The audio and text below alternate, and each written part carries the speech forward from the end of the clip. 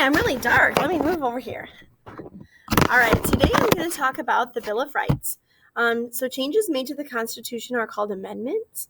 In order to create an amendment, 2/3 of Congress must vote to add that amendment, and then 3/4 of the states must confirm that vote. The first 10 amendments were added right after the Constitution was written as a guarantee that the government wasn't going to be too strong and that it was going to protect people's rights. Those first 10 amendments are called the Bill of Rights. Currently, our Constitution only has 27 amendments, so making an amendment is very, very rare. So the First Amendment has our 5 freedoms. You have the right to practice whatever religion you choose, or you can choose to have no religion at all. The government cannot make rules that show that they prefer a particular faith or that require a certain religion. You also have freedom of speech. You have the right to speak about your opinions and your ideas. You can do that in public. You can do that in the press, which means you can put something in the newspaper where you share your ideas. It doesn't matter if your ideas are unpopular or if they go against the government. You still have the right to share those ideas. You also have the right to gather peacefully with other people, and the government cannot prevent you from doing that as long as it is peaceful. The Second Amendment is our right to bear arms. You have the right to keep ordinary weapons. This really came from the American Revolution, the fear that the government would try to limit people's weapons in order to prevent rebellion. And so they include in the Constitution that we have the right to bear arms if we ever might need that against the government. The Third Amendment also comes from the American Revolution. It says that the government cannot force you to have soldiers in your home or on your property.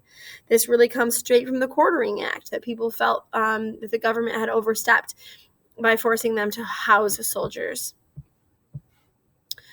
The Fourth Amendment, the police have to have a reason if they would like to search you, or if they would like to search your stuff or your house or your car.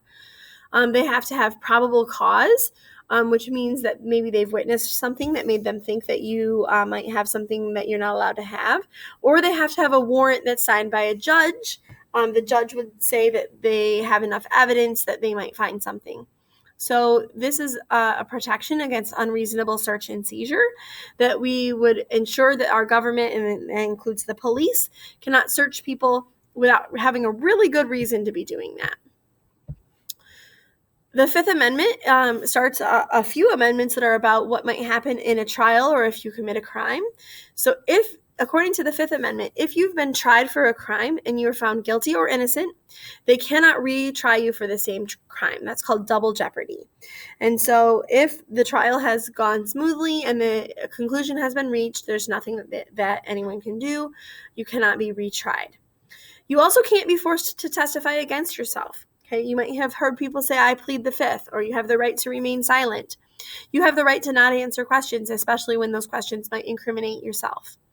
You have the right to have a trial before you're found guilty. The government cannot just automatically assume that you're guilty. You're innocent until you're proven guilty, and you get to have a trial. The government cannot take your land away from you for a punishment. They can only take your land if they're using it for the public in general, like for a school, a road, or a government building. And in that case, if they take your land, they have to pay you for your land. They cannot just take your land as a punishment. The Sixth Amendment continues your rights if you're accused of a crime. If you're accused, you have to be told the charges against you. So if you're being arrested, they have to tell you what they're arresting you for. Your trial has to be speedy. The government cannot keep you locked up in jail for an extended amount of time waiting for a trial. There has to be a reasonable process that your trial is happening. You have the right to have a lawyer. If you don't have enough money to pay for a lawyer, the government has to give you one. It's a right that you have. You also have the right to have your trial in public. It can't be done in secret where the government might not follow the rules. And then if there's a jury in your trial, that jury has to be chosen in a way that shows that they are fair and that they're not going to be biased against you. So they have to be careful to include people who don't know you on the jury and people who agree that they're going to be impartial in your case in order to make your trial as fair as possible. The Seventh Amendment says that if there's a federal civil case, not a criminal case where someone's committed a crime, but a civil case, you have the right to have a jury at your trial if you choose. The Eighth Amendment protects you from excessive punishments. So if you're found guilty of a crime, the judge can't sentence you to cruel or unusual punishments that are too much or that in some way are especially unusual. You also, after you're arrested for a crime, usually you get to be released from jail after you pay a money amount called bail. That bail amount needs to match the level of the crime. So if you commit a really small crime, like let's say you steal a candy bar, you can't have a huge bail like $1 million.